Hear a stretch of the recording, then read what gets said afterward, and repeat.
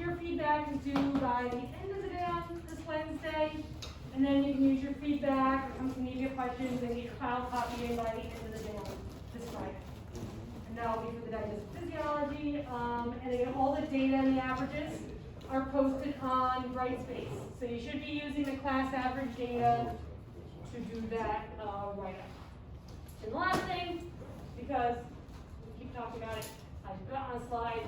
So exam 3 is Monday the 17th, so not next Monday, the Monday after that. So where we end next Monday, that will be the last new material for that exam. And within like the past hour, I did put up the learning objectives for exam 3. And then after class, I'll put in more videos that relate to the urinary system. So if you want to go through those videos and get some more info, you can do that. I think those are all my announcements. Are there any questions? Yeah. The exam reflection's due tonight, right? And the exam reflection is due tonight. Yes, thank you. Yep, so exam 2 reflection at the end of the day. Yes. I mean, it still would have been due. I just wouldn't have reminded everybody. But thank you. Yes. Other things? Okay. So last time we went over the structure of the kidneys and went over the structure of the nephrons. So today what we're going to do is we're going to start looking at some of the physiology of these spaces.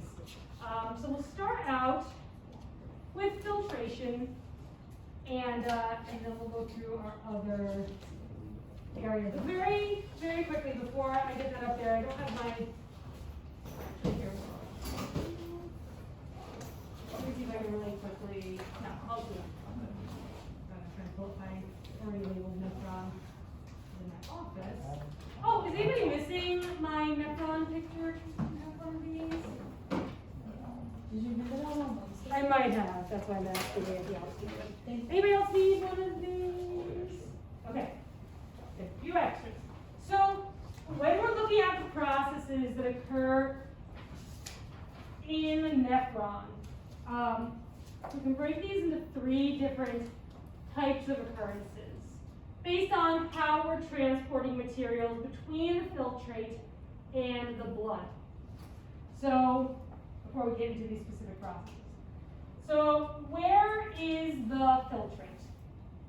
Inside of what?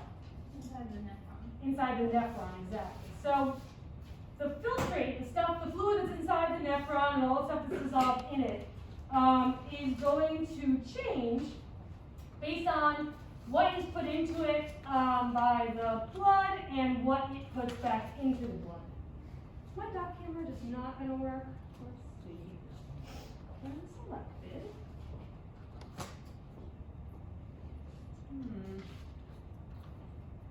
All right, I'll just draw on the border. This is not going to cooperate.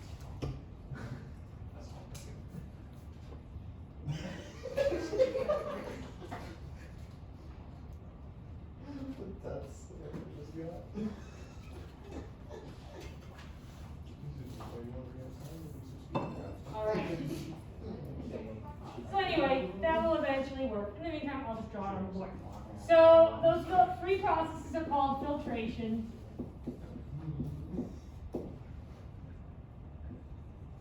reabsorption, and secretion. Now these are the 3 different types of processes that we can have that occur in the nephron that allows materials to be exchanged between the filtrate and the blood in different ways. So for filtration, the first one that we're going to look at, filtration occurs to move materials from the blood to the nephron.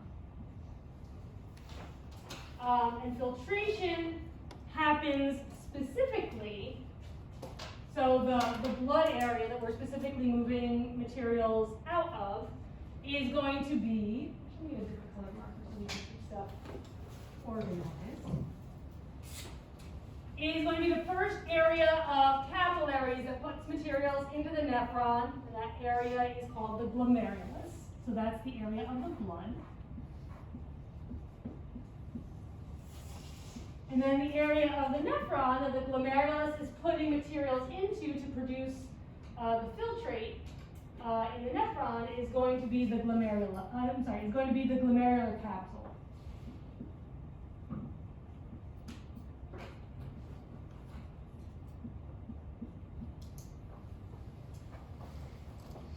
The blood and nephron are to say blood to filtrate, because that's specifically the fluid. So filtration moves materials from the blood to the filtrate inside the nephron. And a very specific location where this is happening, it happens only in one part of the nephron, where material is coming out of the glomerulus and going into the glomerular capsule, also called the Bowman's capsule. So that first part of the nephron that's kind of shaped, I'm going to not use red for this. So it's kind of shaped like a C, like a little cup. That's the glomerular capsule. I'll just draw a quick little nephron on here. Okay. So that's where filtration is happening.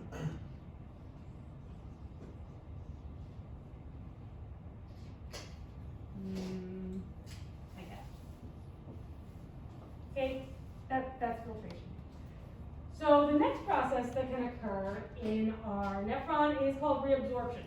And this is the process I think we ended last time talking about how we filter the blood using a nephron.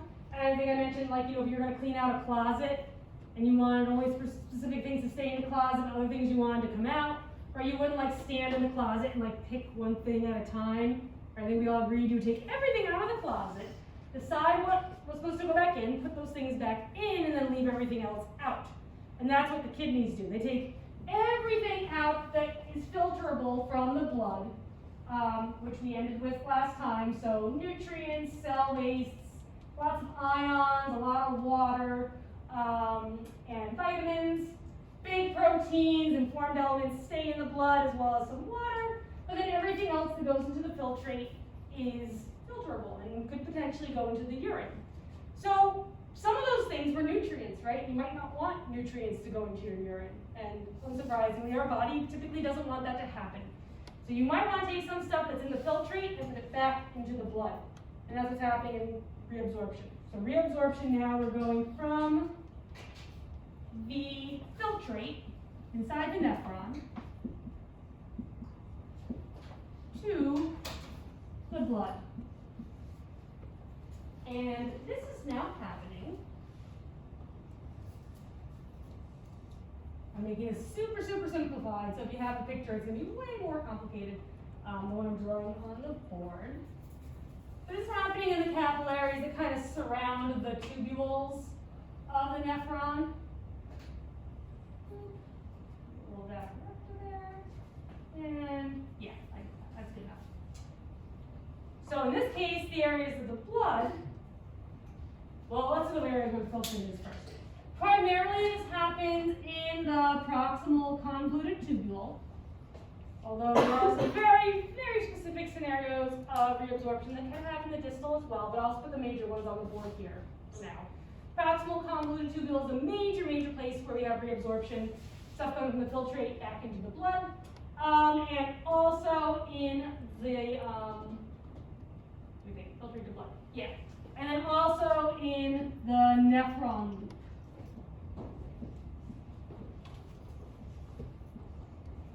Right, so this big nephron loop or the loop of Henle is also a major area where we're taking things out of the filtrate and putting them back into the blood. So that's what's happening with reabsorption. Our last scenario is secretion, and secretion, oh wait, before I do my last scenario, areas of the blood. So what's the name of the blood vessels around the proximal convoluted tubule? Yeah, so they're just literally around peri the tubules.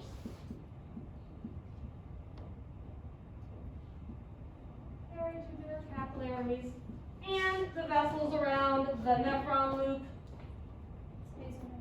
Yeah. We'll talk about much more today. Right. So that's the major area of blood vessels. These are the major areas where we have the filtrate in the nephron. Okay, so the last process that happens is called secretion. And secretion is kind of like a last chance for the nephron to take stuff that is in the blood and put it into the filtrate in the nephron. So maybe there was extra water or extra ions or extra wastes that you wanted to get out of the blood, but you didn't get them all out in the beginning. This is your last chance to add them in after filtration. So secretion is the same direction as filtration. It's from the blood to the filtrate inside the nephron, but now it's happening in a different spot. So this is not blood from the glomerulus. This is further down along the nephron. Happens mostly around the end area, around the distal convoluted tubule. So that's where we're putting stuff back into the filtrate, mostly in the distal convoluted tubule. And then the blood that's around the distal convoluted tubule are what kind of blood vessels? Peritubular capillaries. Yep, peritubular capillaries again. Oops, I do want to be for that.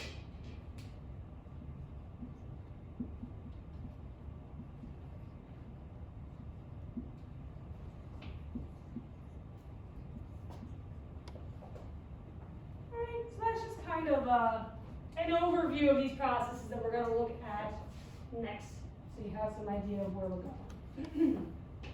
So we'll start out with glomerular filtration, or we could just even say filtration, because that only happens in one. So filtration, right? The movement. Oh my goodness. The movement of materials from the glomerulus into the glomerular capsule to form filtrate from the blood, the materials in it, happens in the presence of these three different types of pressures that are called Starling forces. Because the same guy who helped make the Frank Starling law of the heart was also a physiologist that worked on this sort of stuff.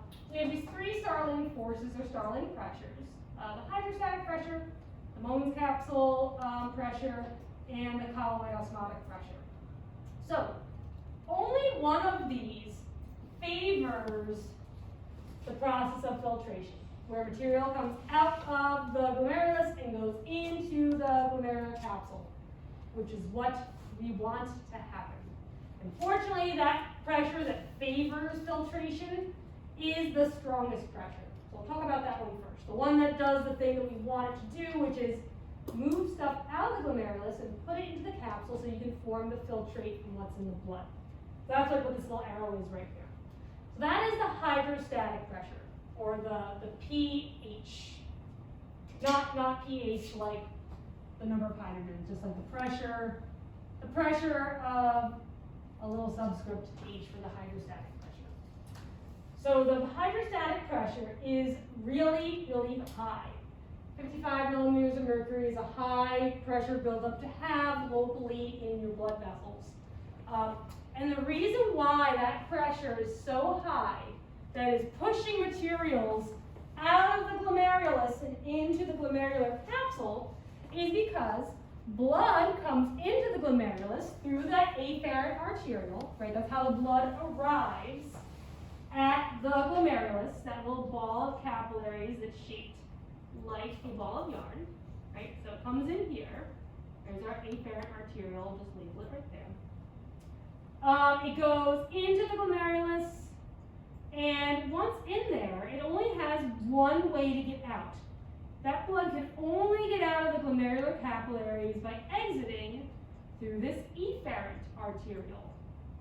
I'll label it E here. And because there's only one road out of that city network of the glomerulus, and there's only one road that lets the blood leave, it creates a bottleneck where there's this restricted point of exit, and the blood kind of builds up behind that one exit route of the efferent arteriole, and that produces that really high hydrostatic pressure.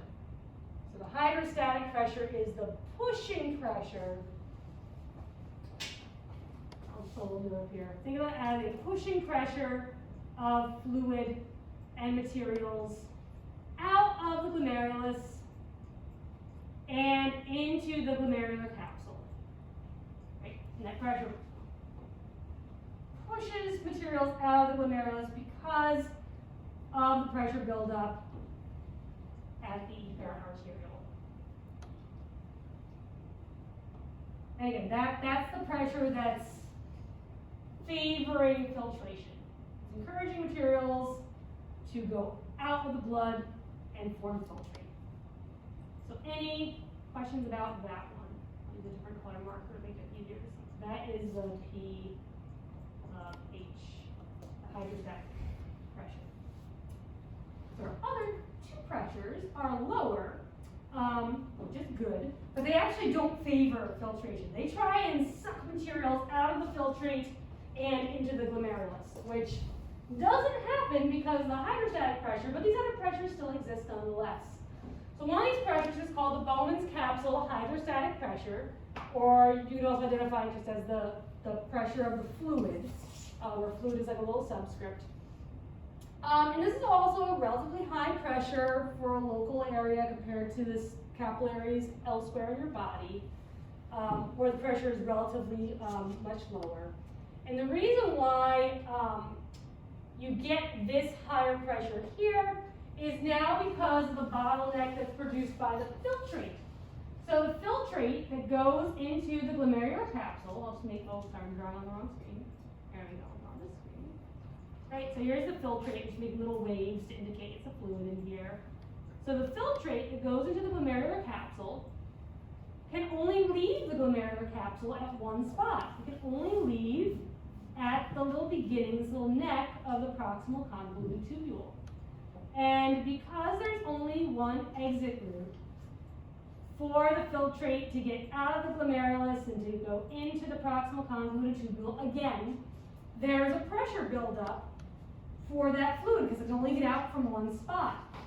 And that pressure buildup is the pressure of the fluid that causes the filtrate to want to go back towards the glomerulus. So this is the P of the fluid. And again, it's lower than the hydrostatic pressure, so it doesn't win out. And our net movement, as we'll see in a moment, is still the filtrate forming and moving into the capsule. Okay, we have one more filtration opposing pressure, and this is the colloid osmotic pressure. So if hydrostatic pressure is like a pushing pressure, like you're pushing stuff out of the capillaries and into the glomerular capsule, the colloid osmotic pressure is like a sucking pressure. It's trying to suck stuff back into the glomerulus. So again, this pressure is opposing filtration, and it's kind of high compared to our systemic capillaries.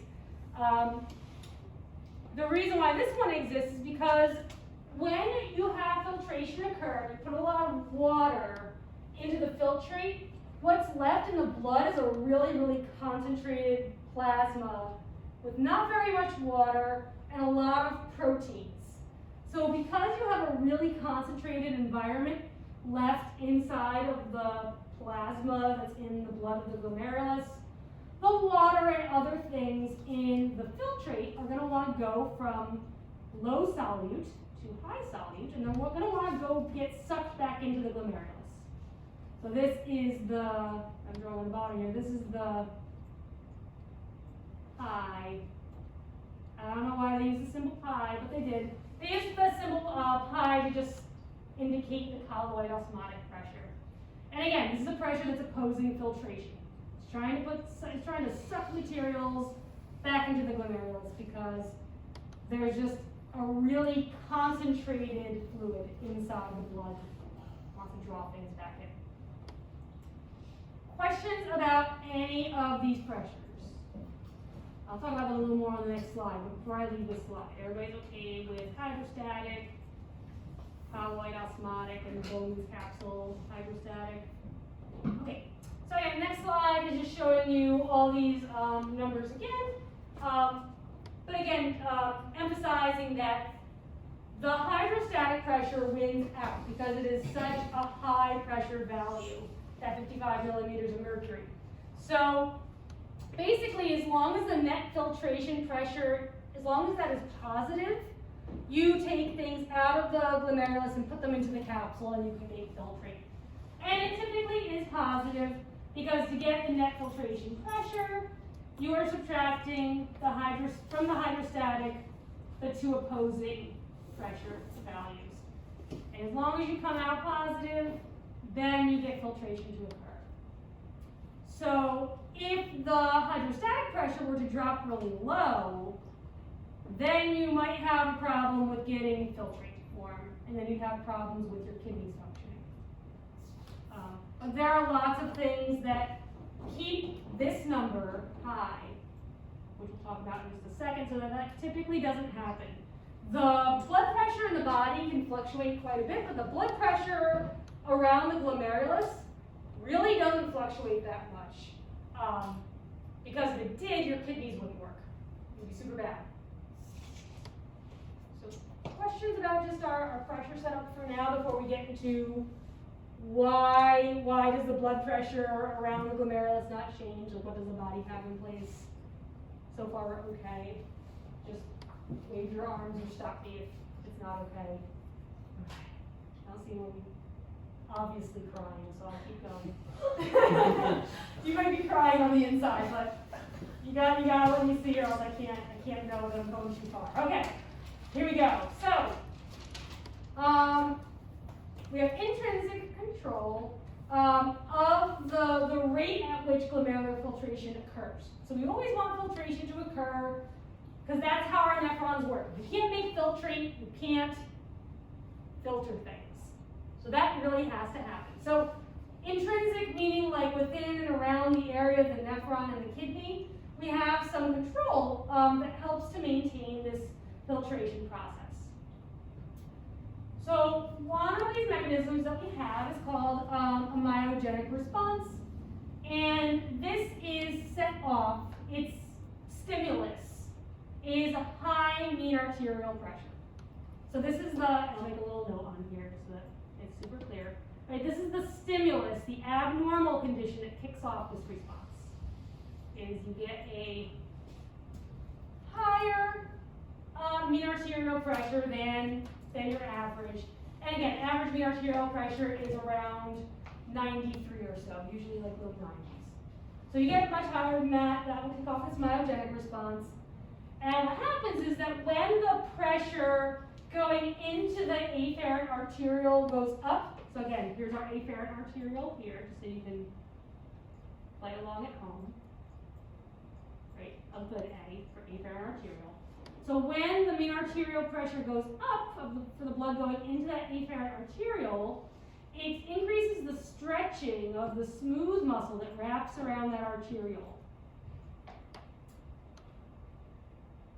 And because this is a myogenic response, right, myo meaning what? Muscle. Muscle, right? The muscle is both the receptor, the control center, and the output and the target. It's the whole thing. So myogenic response, everything happens within the muscle, the smooth muscle around the afferent arteriole, so that when the blood pressure is high, the vessel stretches, that stretches the smooth muscle cells, and they just, I want to say reflexively, I guess it's a really local reflex. Yeah, that makes sense. Reflexively just contracts. And when the smooth muscle contracts around the afferent arteriole, what happens to the vessel? Exactly, it constricts. So when you constrict a vessel, less blood can get through. So this helps to increase the resistance to blood flow, when otherwise the blood pressure would be going up and a lot more blood would be flowing into this area. And decreases that hydrostatic pressure. And GFR is glomerular filtration rate. But it decreases the hydrostatic pressure, and I'll define that on the board in just a second, the glomerular filtration rate, back to normal. So the GFR, the glomerular filtration rate, is just the speed at which filtrate is produced. So we call that the GFR, which is glomerular filtration rate. So the rate at which filtration occurs and filtrate is produced. Decreases those back within a normal range so that it stays constant. So your hydrostatic pressure stays about the same, because otherwise a high arterial pressure would make that value higher. And you'd start producing filtrate faster than normal, and materials will get pushed through your nephron faster than normal, and these processes might not occur correctly. So you do want to make sure that you don't make filtrate too fast. That's what this does. Okay. The other thing that might happen, again, this is our stimulus. The other change to our controlled environment that we can have happen is we can get a lower than average mean arterial pressure. And in this scenario, still within the myogenic response, that will decrease the stretching of the smooth muscle around our afferent arteriole, right? The way that the blood is getting into the glomerulus. So, when the mean arterial pressure was too high, the way we limited blood from getting into the glomerulus was we contracted the smooth muscle and constricted the afferent arteriole. When the blood pressure is too low and the smooth muscle knows because it's not being stretched as much, what might it do to increase blood flow? The smooth muscle will relax. And the vessel will dilate as a response. Exactly. So again, this is all happening within the smooth muscle around the afferent arteriole. It's our receptor, it's our integration or control center, it's our making our output, and it's acting as our target. All happening in one spot. So smooth muscle relaxes, we get a minor increase in blood flow. It doesn't overwhelm the glomerulus, but more blood flows into the glomerulus now. And then that increases our hydrostatic pressure and our glomerular filtration rate back to normal. So that you get, or I should say, so that you don't get a huge drop in filtrate production, which would otherwise happen if you had a sudden drop in blood pressure. Right? So that's just one, so there's a couple of ways that we keep the glomerular filtration rate constant. So this is one way, through the myogenic response. Before I get into the next one, I'll pause for a second. Questions? Okay. Our next process is called tuboglomerular feedback. So the way that I drew the nephron on your handout, right, this way, right, I think I mentioned this, it's like kind of a line. Nephrons aren't laid out in a nice straight line. They kind of coil back on themselves. So it goes glomerular capsule, PCT, descending limb, ascending limb, and all of a sudden the ascending limb is next to the glomerular capsule. So more complicated and tangled than what I drew on the board. But when this happens, what you wind up doing is you get the ascending limb of the nephron loop right next to the area of the afferent and the efferent arterioles. And in that region, you wind up with a bunch of specialized cells in the ascending limb that are called macula densa cells, which you may have heard of before, right? Those are the same cells that were involved in like helping to maintain blood pressure through that renin-angiotensin system. So if they sound familiar, and hopefully they do, because we kind of mentioned them before. So these macula densa cells that are part of the afferent arteriole, the macula densa cells, not the afferent arteriole, the macula densa cells that are part of the ascending limb, so that's this,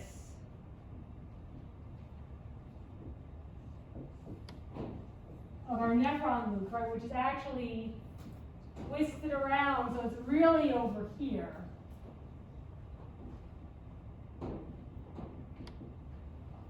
Those cells can also detect changes in the rate at which the filtrate is moving, and those changes can indicate if the filtrate is forming too fast or too slow.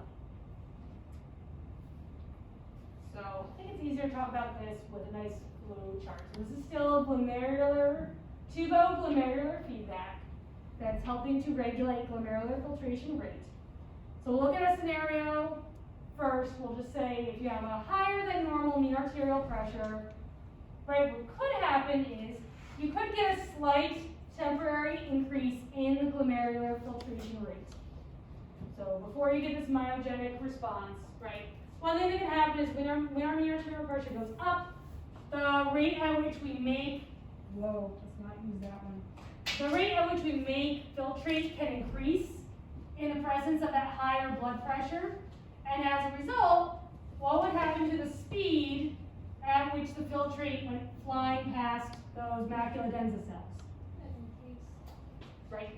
So the filtrate goes through the tubule faster. And macula densa cells detect that the flow of the filtrate is going kind of fast. Right, so this is happening within the nephron in that, again, this is the afferent arterial, oh my goodness, I keep calling it afferent. The ascending limb of the nephron loop. Right, and then these are the macula densa cells.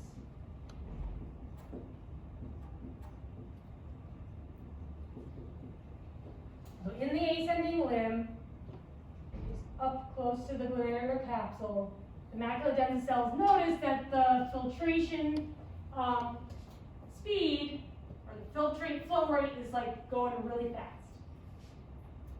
So what they do is the cells secrete a chemical messenger that is a paracrine.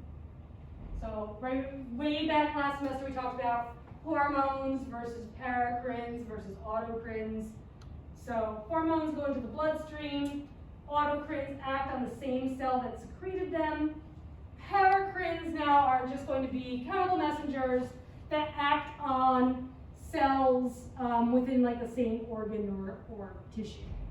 So the paracrine that's released from the macula densa cells acts on the afferent arteriole, which is right next door to the macula densa cells. So again, just to kind of orient where we are. Right here is our afferent arteriole, and here are the macula densa cells. So they secrete a paracrine chemical messenger that acts right within that area of the nephron. So that's what a paracrine works within a local area. And when it binds to the smooth muscle on the afferent arteriole, it tells that vessel to constrict. It makes the muscle cells contract. So just like with the myogenic response, the result of that is that it increases the resistance to blood flow through that vessel, so less blood flows through. When less blood flows through, there's less blood in the glomerulus to make filtrate out of, and the hydrostatic pressure in the glomerulus goes down. You make filtrate more slowly, and the glomerular filtration rate goes back to normal.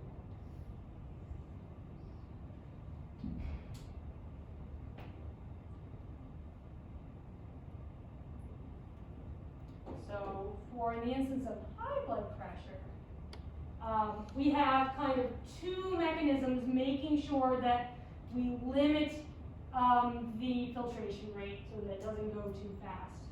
So the myogenic response and the tuboglomerular feedback. The end few steps are the same. Basically from step 5 on down, same outcome. Because you're constricting the smooth muscle around that vessel.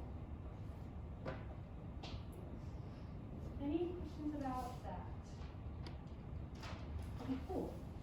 So that's all I want to talk about for filtration. Check.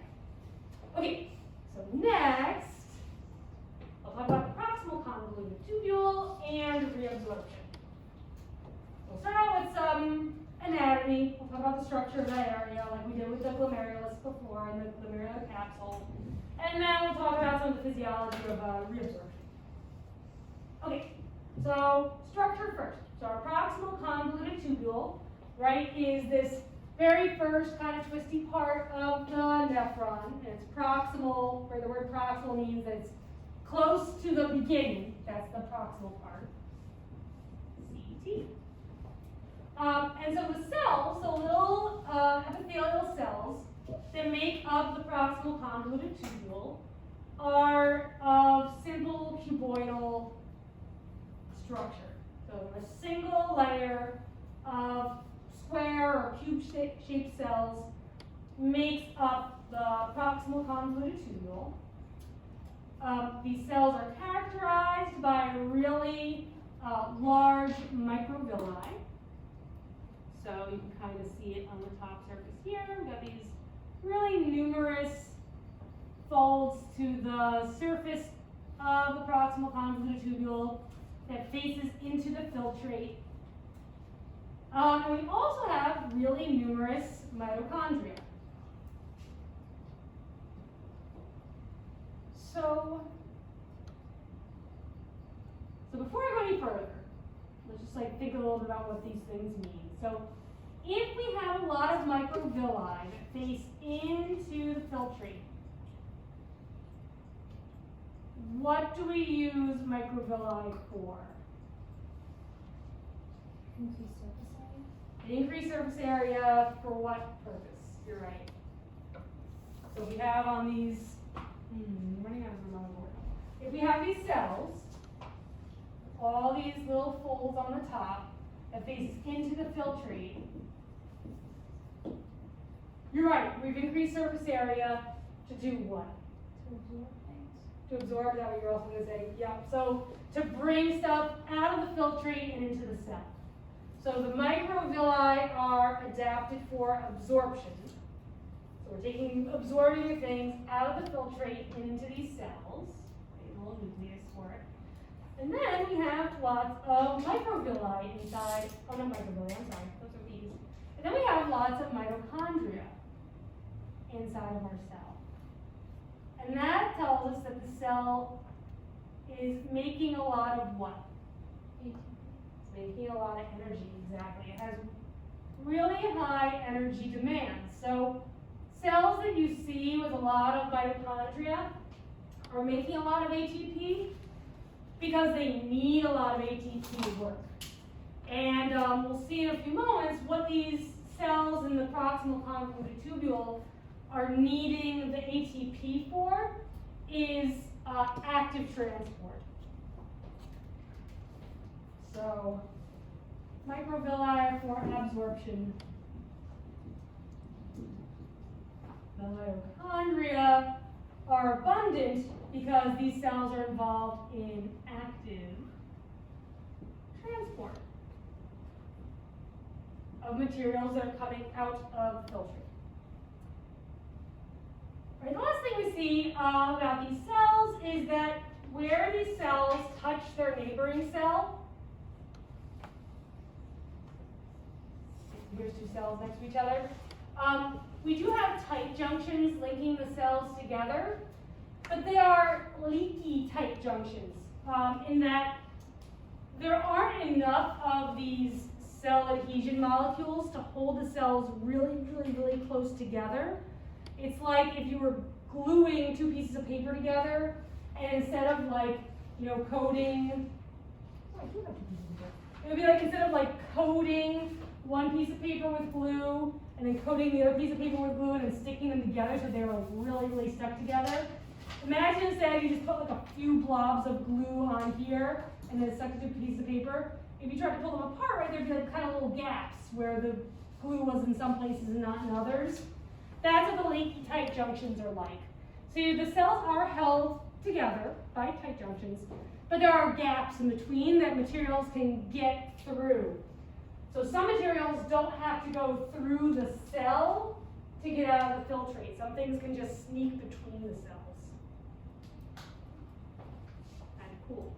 Okay, so in the proximal convoluted tubule, primarily, we have reabsorption occurring. I'll say it one more time, and I'll stop saying it. But reabsorption can happen in other places. This is just the major place where it happens. And the primary things that are being moved from the filtrate back into the blood, because reabsorption, are nutrients to a degree of almost 100%, because you don't want nutrients to go into your urine. You want to keep nutrients in your blood. So basically 100% of your nutrients. You lose a little bit of amino acids. You reabsorb ions, you reabsorb some water, and you actually reabsorb some urea. Which sounds probably a little weird because urea, we always talk about, or you may have heard in the past, as being a waste product, right? Urea is what's in your urine that you're trying to get rid of. You actually can't get rid of all of your urea into your urine though, because water likes to go where there's more dissolved stuff. And if you put all of the urea in your urine, the water says, oh, there's a lot of dissolved stuff here. I'm going to go stay in the urine. And it becomes really difficult for your body to put water back into the blood if all of the urea is going into your urine. So the body actually reabsorbs some urea, which is actually not that toxic anyway. Like it's not really hurting your body to do that. And as a result, it makes it easier to reclaim water. Anyway, that's just a short explanation for why you see the urea there. Okay, questions about the anatomy. Okay, so now the physiology. Oh wow, that's super tiny. I apologize. Let me think what more capacity. Is everyone okay if I get rid of the nephron on here? I think I've used this picture as much as it can be utilized for the time being. I'll draw another one if we need it. This way I can just write what's up on there on the board a little larger, and then you can look at the slides later. Also, all these pictures, I know I say it a lot, but I'll say it once for today, they're all in the Silverthorne book. So if you want to read up on that some more in the physiology book, if you don't have a copy, again, we have some in the Math and Science Center, our government office, there's one in the library. You can find all of these diagrams right there as well. Okay, so when we are transporting materials out of the filtrate, so here in yellow, this is the filtrate. So just think the filtrate is like urine yellow. And then I've drawn this diagram because it wasn't in your book, a little peritubular capillary. So this is where our blood is. So we have filtrate, a bunch of little proximal convoluted tubule cells. And then we have, where's my red? And then we have the blood vessels of the peritubular capillaries that materials are being reabsorbed back into. So that's what's on the picture there. So things we're reabsorbing include ions. So things like sodium are reabsorbed through the cells of the proximal convoluted tubule, right? That's what these cells are. Sodium is reabsorbed from the filtrate into the blood by, I'll put AT, by active transport. And we'll look at some details of how that happens in a few moments. Once you actively transport sodium out of the filtrate and into the blood, just emphasize. So once you start putting a lot of positively charged sodium ions in the blood, this sets up a situation where now it's pretty easy to reabsorb anions, negatively charged ions. Anions, right, which are things with a negative charge in the filtrate, they're just going to want to move along their electrochemical gradients towards positive charge. So once you already make a positive charge environment in the blood by reabsorbing the sodium, the anions just want to follow. They can sneak between the cells. In some cases, they go through the tubule cells. And that's how you get the negatively charged ions back into the blood when you're reabsorbing them. Water moves by osmosis, right? Makes sense. And when water is moving by osmosis, it's going from areas of less solute towards areas of more solute. So just always think the water goes towards the solute, wants to go into an area that is more concentrated and less dilute. This box is also less confusing. So once you start putting sodium anions into the blood, you start to make a more concentrated environment, and the water goes, ooh, I'd like to be over there. And that's what water does when it moves by osmosis. And again, water can sneak in between the cells. It can go through the cells by passing through aquaporins. And that's how you get the water being reabsorbed back into the blood. And then you have other ions, and particularly other solutes, passing into the blood from the filtrate through what are called paracellular pathways. So materials are passing through specialized transporters through the cells to be transported into the blood.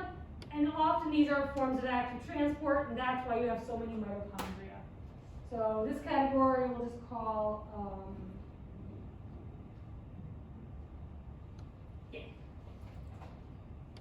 other solutes, we'll call it, just to be general. So things that aren't anions or sodium or water. Other solutes can go through, through membrane transporters. So we'll just say through the cells.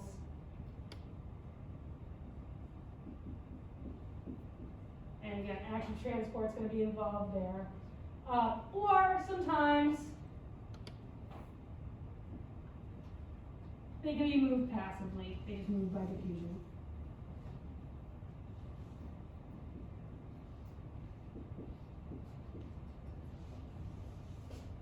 So, we're not going to talk about all the other solutes. Instead, we're just going to talk for the time being about what's going on with glucose. Because glucose is a nutrient that's in your blood. All of that glucose goes into the filtrate during filtration, and during reabsorption, we want to put all of it from the filtrate back into the blood. So glucose is an interesting case to look at, because we fully filter and then we fully reabsorb it. But before I go any further, is this part okay? And again, all of this is on there too. I just know the text is probably impossible to see from a distance. Okay, so the way that we reabsorb glucose, so again, you put all of your glucose into the filtrate during filtration, and then you want to reabsorb all of it. So you should never have glucose in your urine. That's an abnormal urinalysis result, right? Glucose shouldn't be in your urine. So the way that we do that is we have to put all the glucose back into the blood. This happens through a co-transport, which is a form of active secondary transport with sodium. Right, so we'll go through this step by step. So, I think I'll just draw a cell over here, and that way it's hard to see that. You can just follow along on the board. So to start out, we have our filtrate over here on the left, and our peritubular capillaries full of blood over here on the right. And this is our proximal convoluted tubule cell. So to begin, we have glucose and sodium in the filtrate.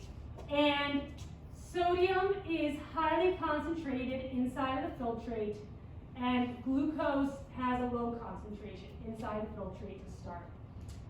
So to get the glucose in, so to get the glucose in to begin, and you don't need to know any of the names of the transporters, even though they're on there, just ignore them. What happens to start is we just get transport of sodium down its concentration gradient, right? So sodium is highly concentrated outside of the cell to start. glucose has a low concentration out of the cell to start. So when sodium is going from high to low concentration, right, you have a low concentration of sodium inside the cell, and a high concentration of glucose inside the cell. The way that we get the glucose in, because glucose doesn't want to go from low to high concentration, right? Things only want to move naturally from high to low, is that we have these carrier proteins with two seats. A seat for sodium and a seat for glucose. And they don't transport anything until both seats are full. So when sodium sits in one seat and then glucose sits in the other, the carrier protein changes its shape and it brings the sodium into the cell along with the glucose. So sodium is moving down its electrochemical gradient, and the glucose is just kind of coming along for the ride.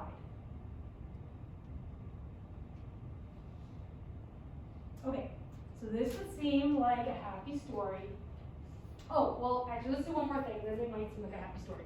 So the glucose we don't want to just accumulate inside the cell. Our end result is that we want the glucose to go back into the blood. So lucky for us, the blood at this point doesn't have a lot of glucose in it, right? The glucose levels inside the blood are low. So what we get are little channel proteins in the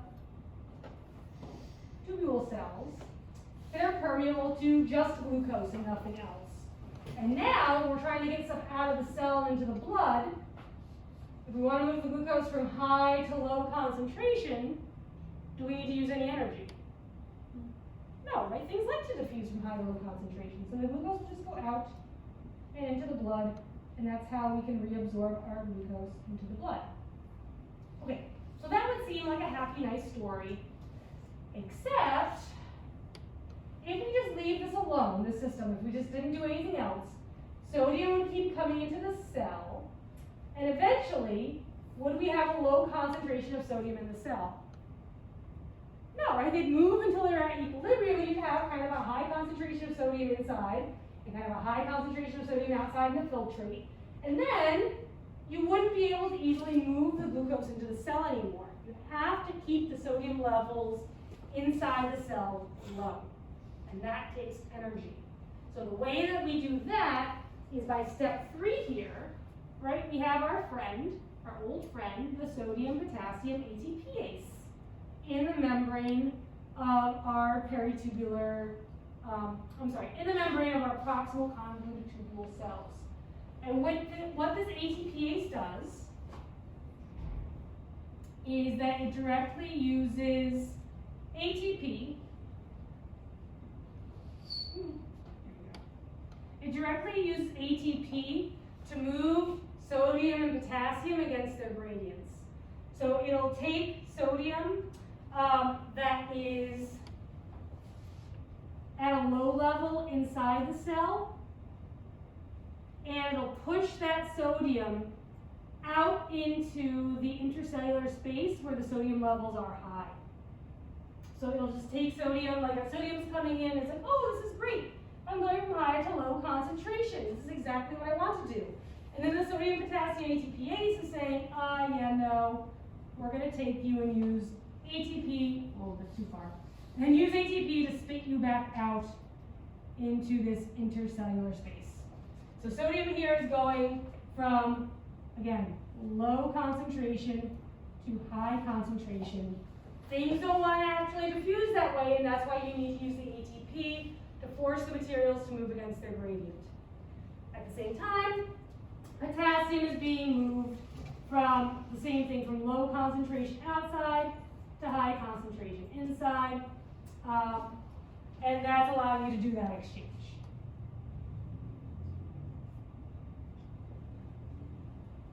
Okay, so 3 things. First is the co-transport of sodium and glucose together, and that gets the glucose into the cell. Second thing is the diffusion of glucose out of the cell and into the blood, and that's diffusion. It just goes from high to low concentration. Everything's nice. But then the last thing is the active transport of sodium out of the cell to maintain the situation where there are always low levels of sodium inside the cell. And that's where you need the ATPase, and that needs energy to happen. Questions? Awesome, right? So hopefully it's all like coming back together. We talked a bit about membrane transport at the beginning of last semester. So with the urinary system, we start to see stuff happening with regard to membrane transport a lot. Everyone's okay for the most part? Okay. So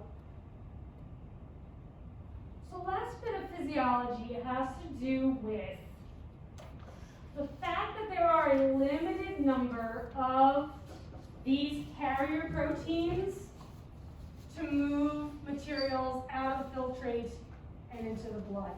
And this is especially true for glucose. So I'll talk a lot about glucose, but this is true for anything that uses a carrier protein to get out of the filtrate and back into the blood.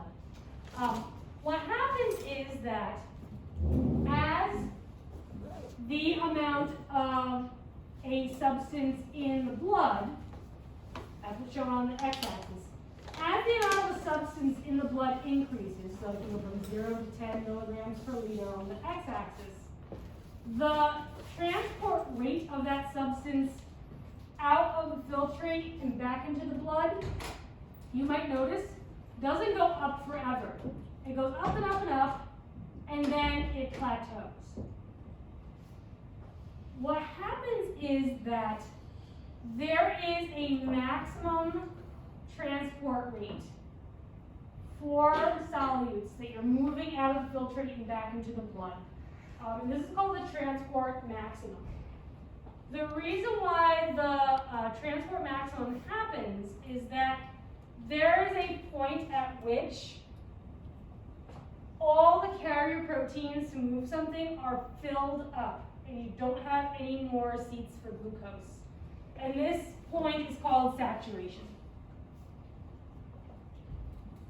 So saturation happens when all the carrier proteins to move something are full. And at this point, we've reached our transport maximum. The transport rate of our substance when all those carrier proteins are full. So there's a point for that in the filtrate. There's also a point for that in the blood, and that's called the renal threshold. The point at which the amount of a substance in the blood plasma is at a level where you're going to saturate those carrier proteins. So here with the plasma, and I erased my picture, but here with the plasma, let's see if the dot cam is working just by some random accident. No. Okay, I just thought I'd check. The plasma levels are talking about the blood that's coming into the glomerulus at the glomerular capsule. Right, so the glomerular capsule is a glomerulus. So when the levels of a substance in the plasma of the blood that's forming the filtrate reaches a level at which saturation occurs, that's the renal threshold. So that's the amount of the substance in the blood that's coming into the nephron. And the transport maximum is the rate at which you can transport your substance at saturation. That's happening within the nephron itself. So a great example of this, I'll give you an example and you can tell me if you still have questions, but a great example of this is the transport of glucose, because glucose handling by the nephron happens such that we put all the glucose into the filtrate during filtration, and then we try to reabsorb all of it during reabsorption. So during filtration, this is the first step here, this is making the filtrate. During filtration, as the amount of glucose in the plasma goes up, so here's our little glucose, right? As these levels go up and up and up, the rate at which we go put glucose into the filtrate does what? All the glucose always goes into the filtrate, it just goes up and up and up. So you can put unlimited amounts of glucose into the filtrate. As much glucose is in the blood, that glucose is all going into the filtrate. And that's why you see on this chart that as the plasma glucose levels go up, the filtration rate of glucose just goes up. So you can put as much glucose into the filtrate as you want. The problem comes when you try and take that glucose out of the filtrate and put it back into the blood. So when you try and put the glucose that was in the filtrate back into the blood, we have a problem because there are a limited number of seats on the carrier proteins for the glucose. And once they are all filled up, they are saturated. And what glucose is left that couldn't get a seat stays where? The glucose goes to get a seat on the little carrier protein train, but all the carrier protein seats are filled up. Now the glucose is left standing where? In the filtrate, exactly. And the filtrate is like a moving platform. Like you can't just stand there forever and wait for a seat to fill up. Like a platform is taking you away from your seat, and eventually you lose your ability to get reabsorbed if you're glucose. And now you're past the area where there are any seats, and that's how glucose, when it's present at really high levels in the blood, can wind up in the urine, where it should never ever be, because the carrier proteins saturate. And again, this is just showing that scenario. So it turns out for humans, the transport maximum for glucose, you don't need to know this exact number, but I'm just showing it to you as an example, is 375 milligrams per minute. That's the transport maximum for glucose.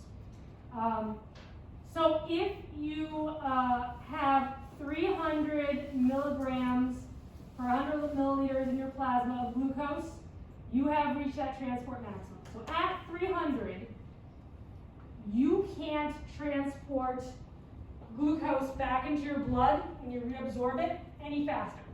So if you hit 350 or any number higher than that, again, you've maxed out your transport rate. Your transport maximum has been reached.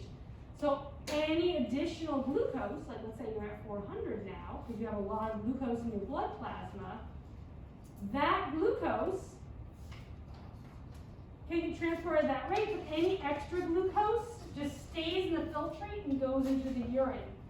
And that's why individuals with diabetes, where they're not making enough insulin and the blood sugar levels are higher than they should be, can wind up as a side effect of having that situation.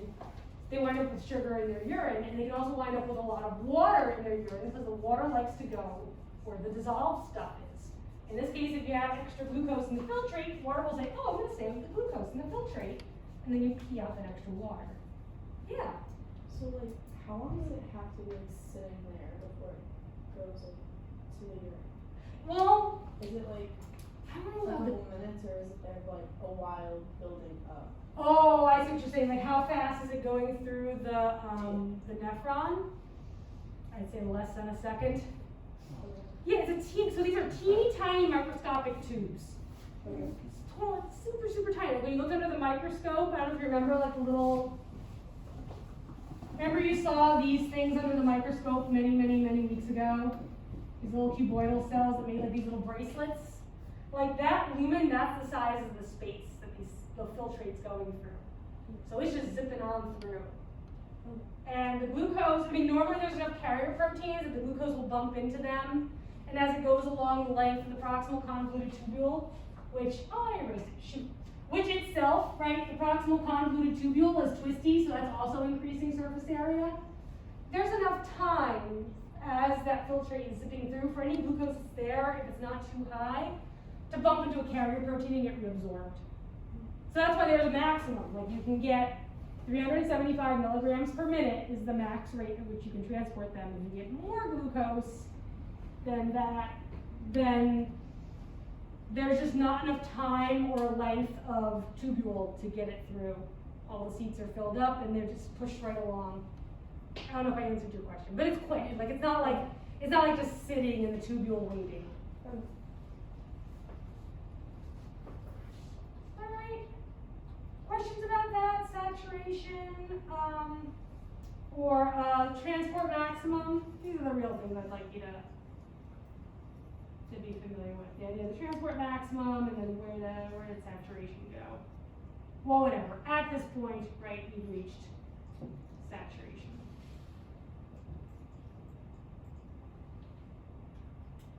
Okay. So in the 5 minutes we have left, I just want to go over the structure, the anatomy of the nephron loop. And then on Wednesday, we'll talk about the counter-current multiplier. So we'll just set it up for today, and then on Wednesday, we'll talk about the mechanism by which it functions. So the nephron loop, right, also known as the loop of Henle, is that hairpin turn. It goes down for the descending limb and then up for the ascending limb.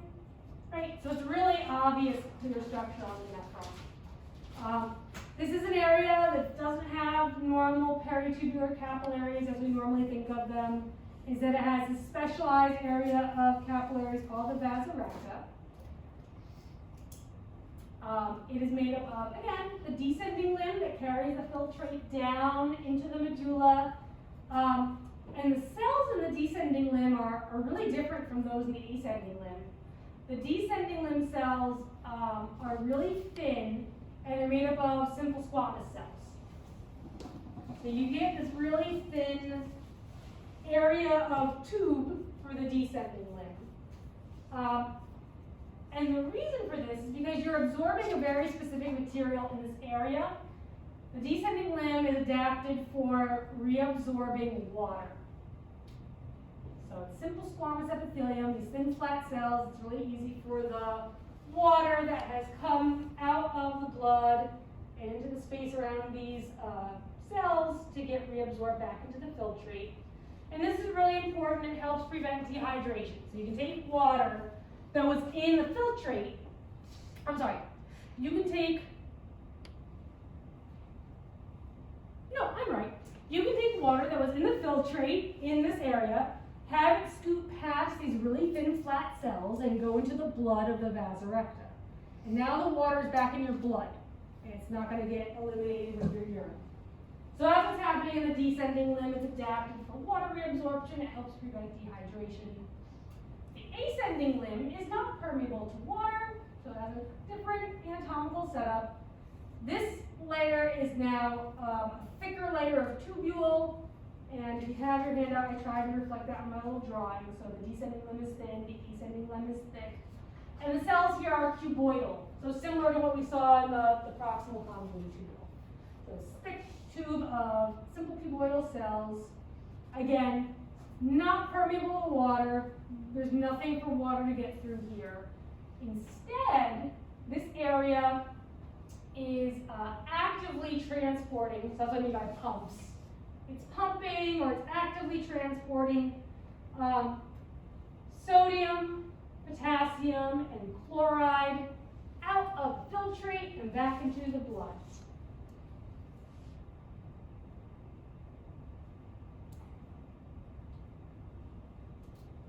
And what this is doing is it's keeping the filtrate, right, the stuff inside of the tubule, from getting too concentrated. It's helping make that filtrate more dilute.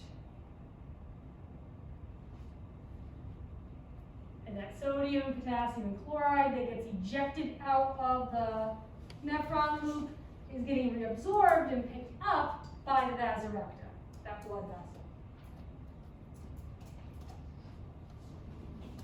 Questions about any of that? Okay, so let's stop here for today. So we'll end off with the anatomy and we'll pick right up with the physiology on Wednesday. All these slides are posted. I'll whittle them down, but yeah, we should be good to do our counter-current multiplier next time. I want to turn it off, otherwise